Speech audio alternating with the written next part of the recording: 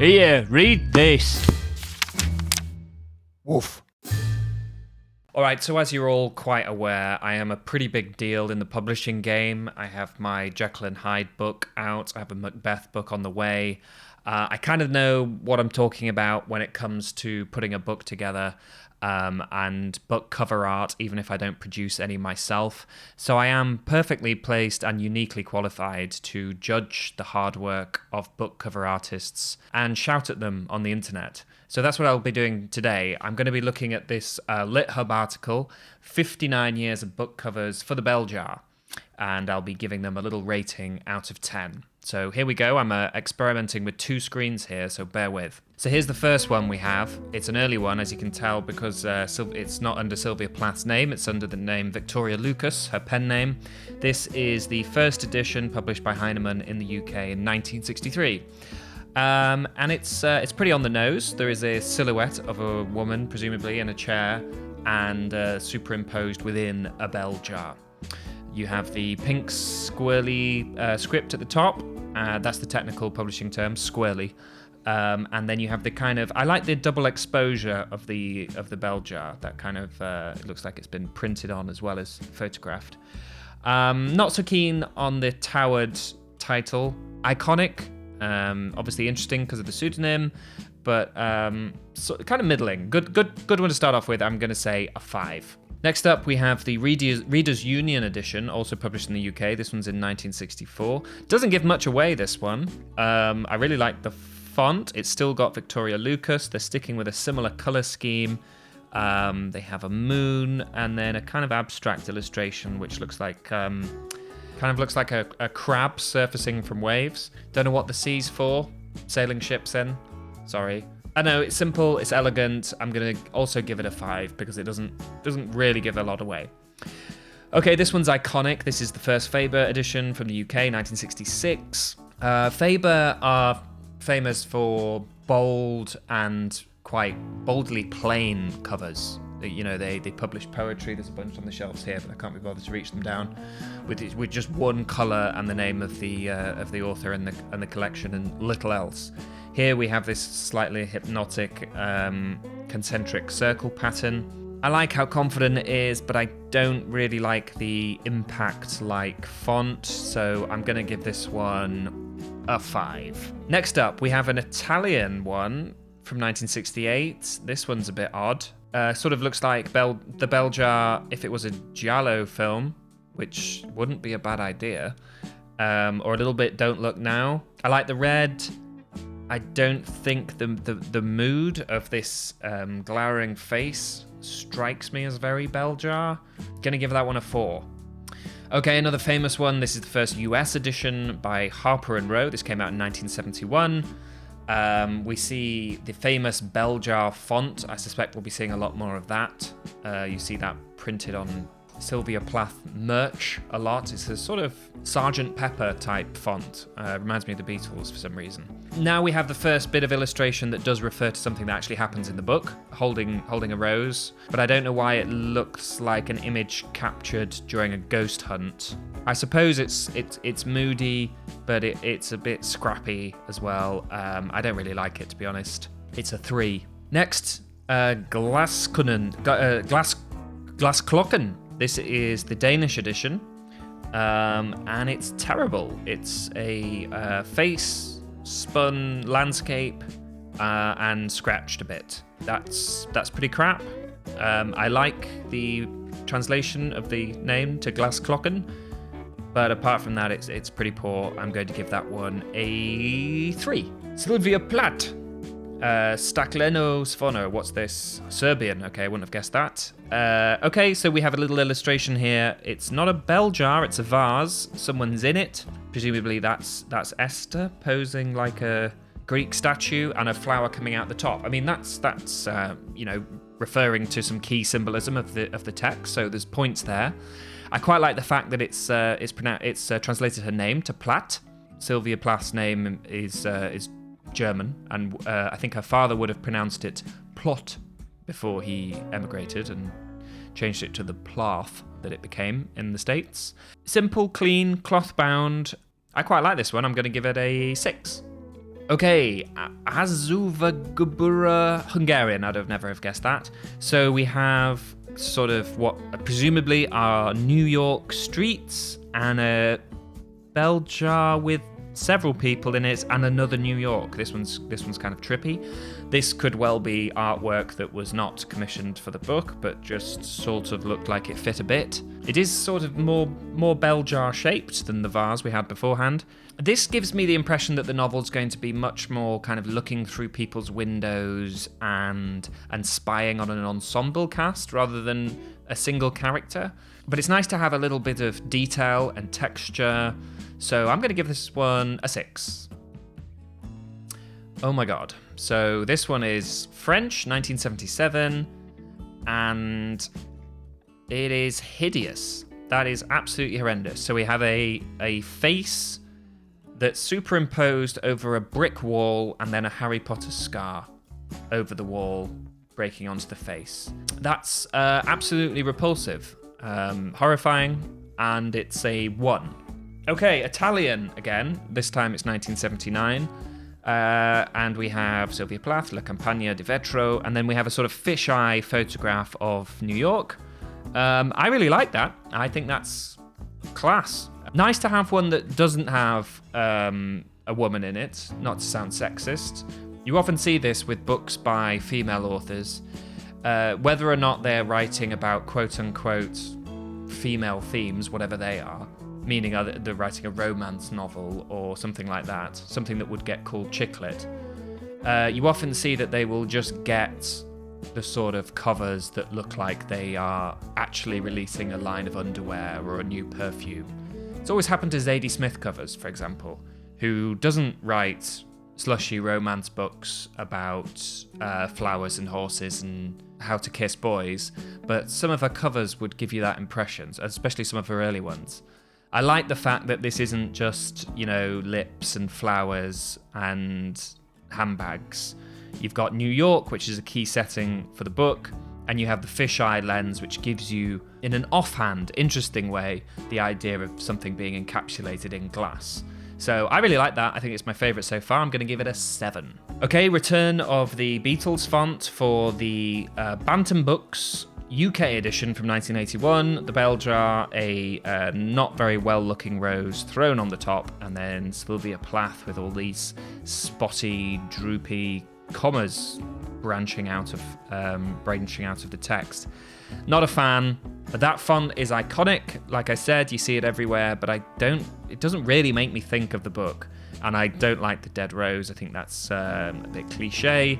That one is a 4. Sylvia Plath, De Glazen Stulp.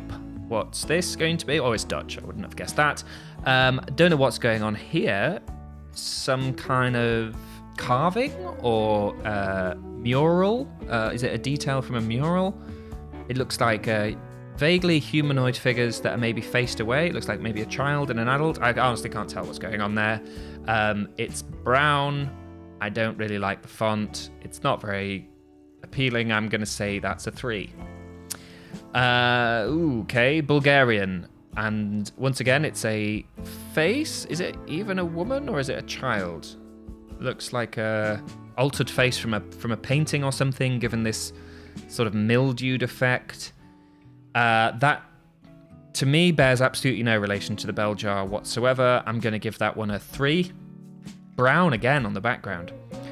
Okay, this is a bit different. That's definitely meant to be an illustration of Sylvia Plath. Faber and Faber, 1982, cover art by Donna Muir, this one says.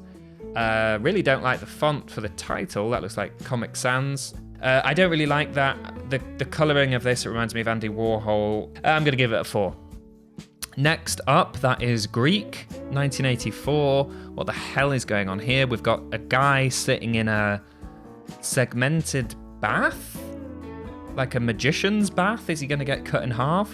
It is a guy, so it's not Esther. And then there's a book and some sunshine and a weird-looking colophon by the looks of it. Okay, well, it's an eye-catching cover, but it's hideous. So I'm going to give that one a 3. Sylvia Plath, Glassklokken, and once again, that must be... Oh, it's Norwegian this time. I thought it was Swedish, Glassklokken. Okay, so we have an artistic representation of Manhattan, as represented by a stack of oblongs with spots on, and then lots of hands holding cigarettes, cigars, and cocktails, and then fossil claws in the background, or are those supposed to be nails? It reminds me of the kind of artwork you would see in a board game for some reason. It's really ugly. I'm going to give it a 4.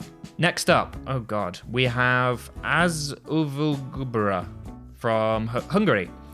It's a naked female torso and an American flag. Well, they obviously did their homework on the book because the main character and author are female, and it is set in America. So well done to whoever did this cover art. It is obviously horrendous, and it's a 1. Circa Fanus by Sylvia Plath. This is a Turkish edition from 1987, and it's awful.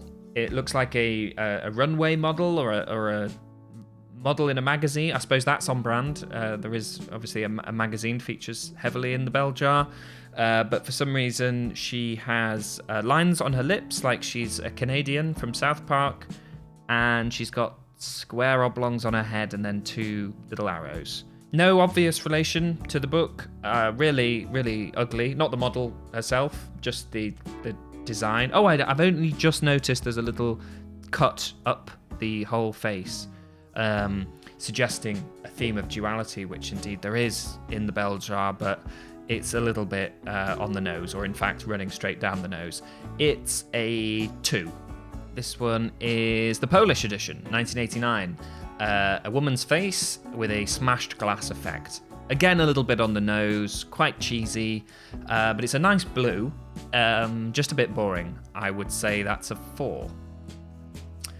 Oh god. This is the Croatian edition from 1991. It's a woman with a completely blank, creepily blank expression, and a hand over her head, just like she's just mildly bored. Really, really makes you want to just dive into this book and get stuck in. It's 1991, and yet the font for Sylvia Plath's name looks like clip art. Is that actually... I can't tell whether my eyes are tripping out, or is there a ghost of a larger Sylvia Plath written underneath it? I don't know if this is my phone glitching or not. The title, which I'm not going to try and pronounce, having tried to pronounce all the others, looks like it should be on the side of a carny van. Yeah, absolutely hideous. 1. Next one is a quality paper... I'll just be the judge of whether or not it's quality. Quality Paperback Club Edition from 1993.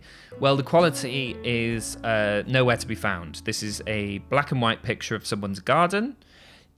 Maybe I could give it points if that's a fig tree. I don't think it is.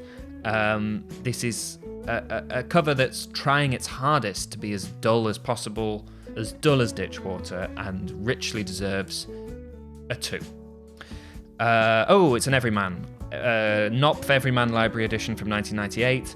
Everyman make really nice books with often very good introductions. They're well put together, but they're not known for their covers. It tends to be the author with the sort of weird stripy design over the top.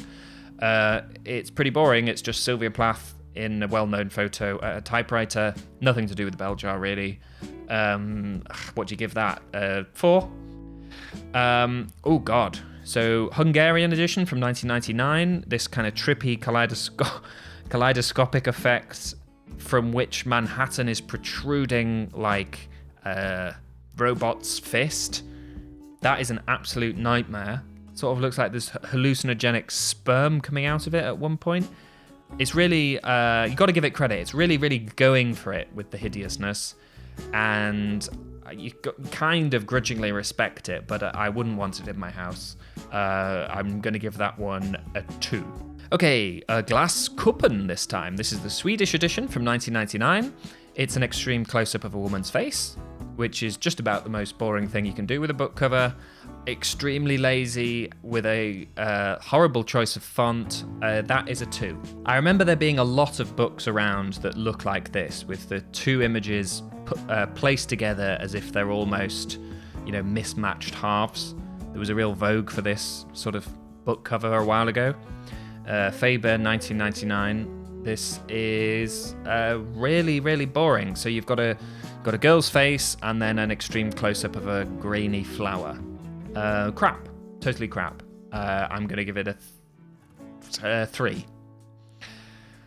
From one book cover cliche to another, this is the Harper Perennial Classics 1999 edition. It's the Return of the Beatles font, a lowercase author name, which I'm not a fan of, and then an out-of-focus picture of a woman. That is as stale a book cover cliche as you could possibly get. I'm going to give that a 2. Next one, this is Portuguese, and it's another grainy photo of a woman's face. This looks like it could be a famous face. Looks a little bit like Elizabeth Taylor or Judy Garland or someone like that. Horrible font for Sylvia's name and the title. Don't like how curly-cued that is.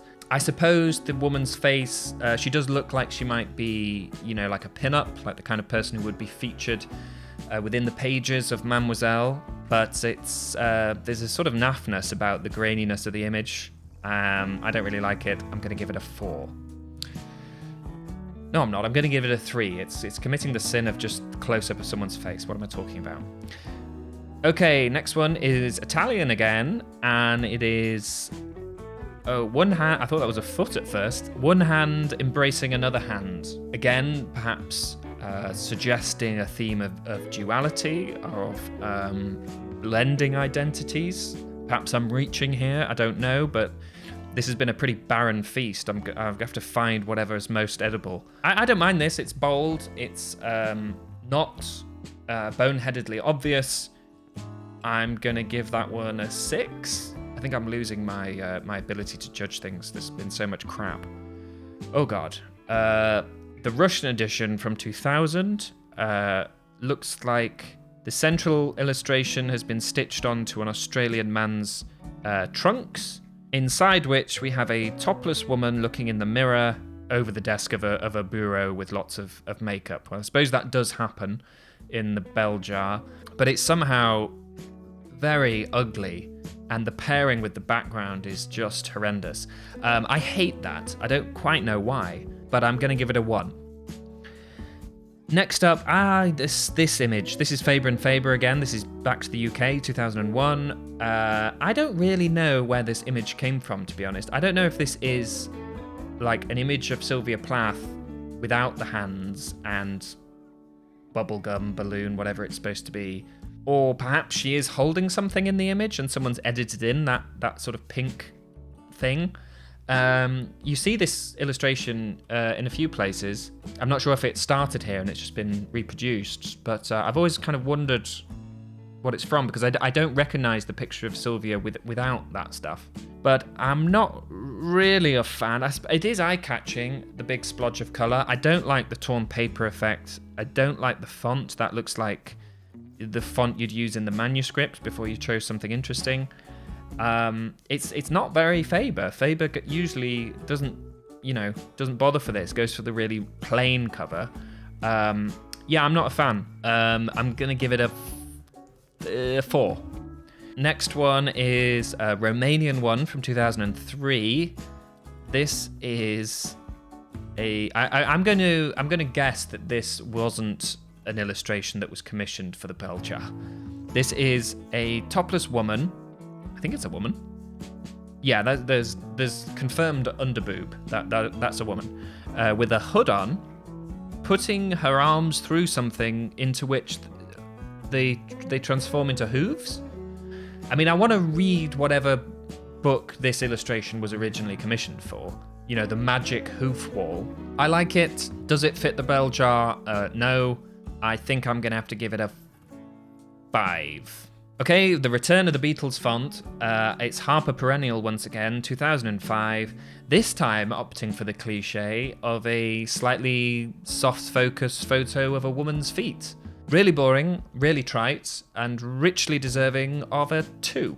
Harper Perennial again, 2006. The bell jar. I mean, at least this time they've included a location. That's obviously New York. There's someone in the foreground with an umbrella, and then these sort of weird mosaicy semi-transparent squares over the top. I guess they look a bit like stained glass. We're getting a bit of a glass feel. I don't really like it though. I think it's a 4. Okay, Korean edition from 2008. Again, I don't think that artwork has anything to do with the bell jar. It's just a rather despondent looking girl. 3. Next up, Faber Firsts from 2009. Again, a kind of unusual, although Faber Firsts are a bit different, I suppose. Okay, so it is a close-up of a woman's body, but it does look like someone posing for the kind of magazine that Esther works in once again. And I guess I like the fact that the sort of bell shape of the woman's dress becomes transparent as you go down. So you have a suggestion of a bell jar as her bottom half. Yeah, I think that one's pretty good. I'm not sure if I quite like how construction like the B, T, and J are lined up. I don't know what I think about that. All it's making me think of is like doing that on a image manipulator and lining it up and obsessing over it. I'm not sure if it actually looks good or if it just looks distracting. But I'm being pernickety. That one is much more competent than most of the ones we've looked at. It's a 6. Ooh, okay. This is the Arabic edition from 2011, and there's an awful lot going on. Okay, that is a bell jar. That's one of the only actual bell jars we've seen. In the background, it's pages of a magazine. Okay, that's on brand. It looks like there's a magazine in the foreground as well. I can't tell if that's the same image replicated. The Statue of Liberty is in the bell jar, and so are 2 shadowy figures, one of which looks like it's overwhelming the other one. There's a lot going on there. I kind of admire the level to which they have illustrated aspects of the novel, which have been completely missing from other ones. It's fantastically ugly, so I guess it sort of levels out as a interesting 4. Okay, this one is the Faber UK edition, the 50th anniversary edition from 2013.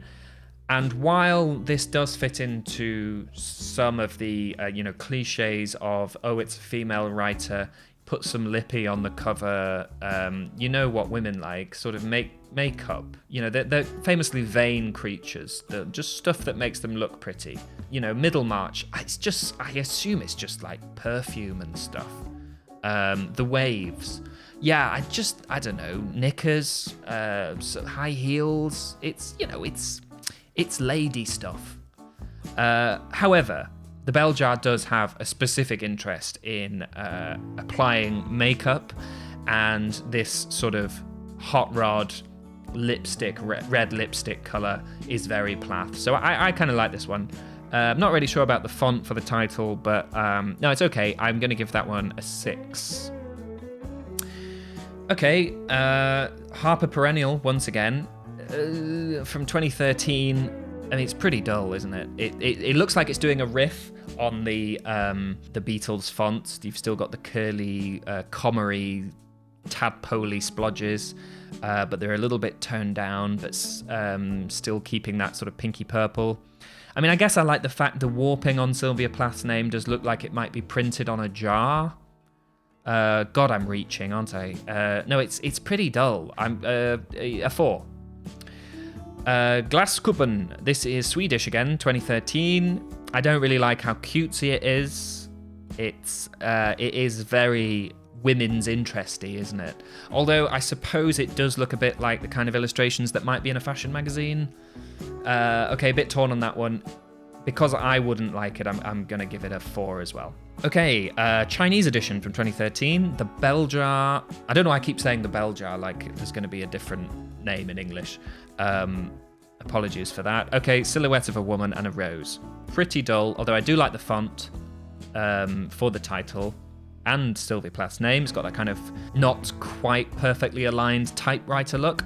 I'm a fan, but I don't like the illustration. That is a 4. Given a lot of 4s, haven't I? Okay, French edition from 2014.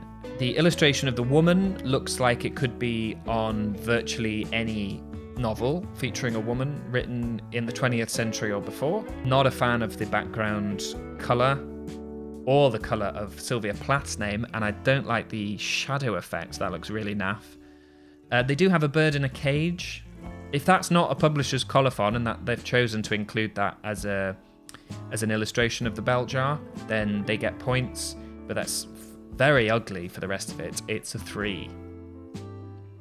Okay, a Norwegian edition, from 2014. I like that. So you've got a sort of surly sort of looking woman standing over New York, which is watercolored in the background.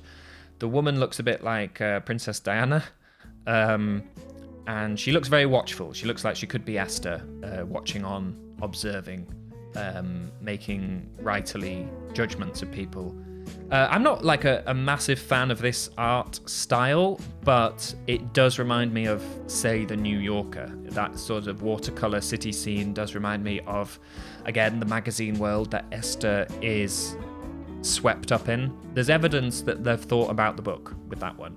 So they get points. I'm going to give that one a 6.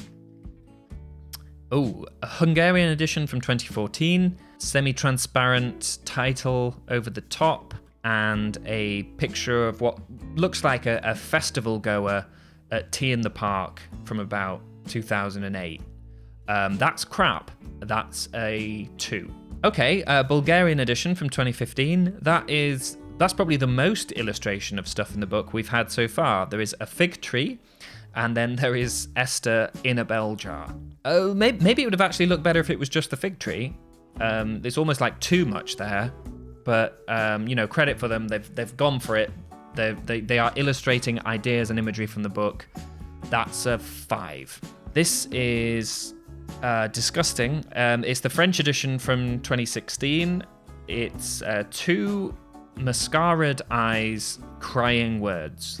The color choices and clueless font placement make me think that this is actually the kind of brochure the NHS would print about an STD that makes you cry French.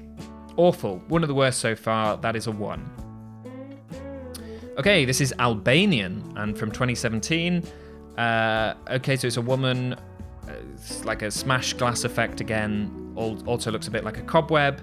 Again, she looks a bit like a pin-up, maybe a magazine model. But then the top half of the book has a kind of stripe. Again, color choices that are like something you'd hand out at a business convention. I'm going to give it a 4. The Russian edition from 2017, 18 plus. There's a age warning on this one. The illustration is a woman typing on a typewriter. That is very cliched, and I don't like it at all. I'm going to give that one a 2. A Thai edition from 2018 with figs. I like that. I'm not super keen on the font, the sort of scratchy scribbled font for the actual title, but I like the color choices. I like the fig illustrations. That one is a 6. Romanian edition from 2018, a rural scene of a woman looking towards a pier. Clearly got absolutely nothing to do with the bell jar. That's crap. I don't like the big red stripe across it like it's a packet of cigarettes. I'm going to give that one a 1. Class couple. This is the Estonian edition from 2019. A woman floats in the air above Manhattan in like a shard triangle. I actually kind of like that. I like the background color. Not a huge fan of the font. That's a bit boring, but I sort of like how odd that is. I'm going to give that one a 7. I might have just lost my mind at this point and be handing out crazy scores. The Polish edition from 2019, a inverted New York skyline hangs over Sylvia Plath's name, which is big and bold. It looks like it's been scrawled on in lipstick. I think the upside down landscape shot's probably quite overdone. I can think of a lot of book covers that do that. But in fairness, it does have a particular charge with the bell jar. Imagine looking out at Manhattan through the curvature of glass. That kind of makes you think of distorted reflections, perhaps. And again, the red is this sort of big, bold azalea red that Plath would like. That one's decent, I would say. I would give that one a 7 as well. Are we going to end strong? No. Here's a Portuguese edition with a brown background and a botanical illustration. I don't know enough about flowers to know if that's got any particular connection to bell jar. My instincts are I don't really like that, and I'm going to give it a 4. A luridly split fig in the Russian edition, and another 18 plus warning. I mean, we don't need the warning with a fig looking that suggestive. Yeah, I don't like this. It feels gross somehow. I'm going to give it a 2. That's the sort of Faber cover I was thinking of, almost cheekily underdone. You want to call that sort of lazy or something, but actually it's kind of effective. The good font choice really sticks out, and yeah, it's just red and white lines like some kind of abstract water illustration. I kind of like it. I mean, I might have just, like I said, gone a bit cracked after looking at 50 of these, but I like that one, and I'm going to give it a 7. Okay, a sort of triplicate image of a tessellated woman in the Arabic edition from 2020. That's not great, but are the 2 L's of the bell jar high heels? Because that's pretty awesome. I like that. But I don't like the main illustration. That is a 3. This one is the Thai edition, date unknown. Again, a sort of flower, and then I don't know if I'm being Rorschach tested here, but that either looks like tits or a cock and balls. Oh, and my parents. That's a 1. Next one is the Dutch edition. Again, date unknown. Okay, this is a bit odd. I like the font. I like the font color, and I like the chunkiness of the actual title. The image itself is a sort of desolate-looking woman cuddling herself in what looks like the womb. It's odd. It's working on me. I think I'm going to give that a 6. I've lost my mind. Okay, Swedish edition, date unknown again. Proper naff, but that looks like a cutting from a magazine pasted over a picture of New York. It's kind of cheesy. It kind of reminds me of 80s movies somehow. I kind of like it again. I think it's going to be a 6. Oh god. Brown background, Glaskuppen, Swedish again. A woman from the Middle Ages sits with her legs open under a... Well, I was going to say fig tree. They look like pears. That is hideous. That is a horrible way to end. And that is a 1. So there we go. I can only apologize really for that experiment. I hope you got something out of it. I think possibly all this amounts to is an advert for ebooks.